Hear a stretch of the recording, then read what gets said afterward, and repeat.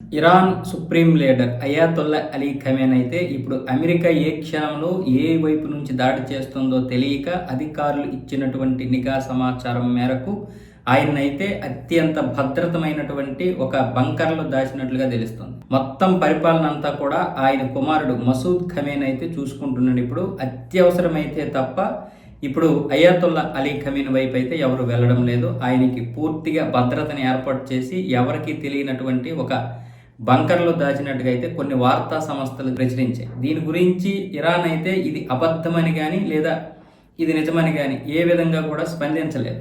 అయితే ఇప్పుడు ఇటు ఇండో పసిఫిక్ నుండి వస్తున్నటువంటి నౌక, అలాగే అమెరికా నుండి వస్తున్నటువంటి నౌకలు, అలాగే అమెరికాకి చెందినటువంటి భద్రతా బలగాలు అన్నీ కూడా అప్రమత్తం అవ్వడం, అలాగే నిఘా ప్రకారం అయితే ఏ క్షణమైనా సరే ఇరాన్పై దాడి జరగవచ్చు సమాచారం మేరకు అయితే అయాతొల్లాని కాపాడుతున్నటువంటి ప్రయత్నాలు అయితే జరుగుతున్నాయి. ఇప్పుడు అల్లర్లు కూడా మళ్ళీ రేగే అవకాశాలు ఉన్నాయి.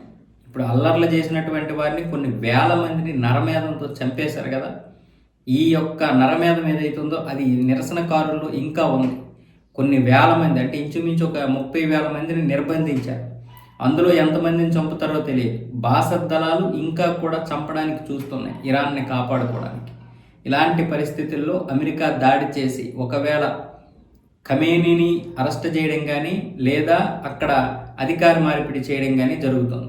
కాబట్టి ఏ క్షణం ఏం జరుగుతుందో తెలియనటువంటి పరిస్థితుల్లో అమెరికా వెనకడుగు వేసినా వేయొచ్చు, లేదా దాడి జరిగినా జరగచ్చు. నికోలస్ మదురోని అరెస్ట్ చేసిన తర్వాత ఖమేనీకి కూడా ఈ భయం ఎక్కువైంది. ఒకవేళ తనను అరెస్ట్ చేయకపోయినా ఇరాన్పై దాడి చేసి ఈ యొక్క అధికార మార్పిడి జరిగితే, రజా పహ్లావి కనుక వచ్చాడంటే అధికారంలోకి, ఇరాన్ మళ్ళీ కోలుకోవడం చాలా కష్టం. అంటే అయాతొల్లా అలీ ఖమేనీ నుంచి పోతే ఇస్లాం నుంచి ఒక దేశం పోయినట్లుగా భావిస్తారు. అందుకని ఇప్పుడు ఇస్లాం దేశాలు కూడా ఈ దేశానికి ఇప్పుడు సపోర్ట్ చేస్తున్నాయి.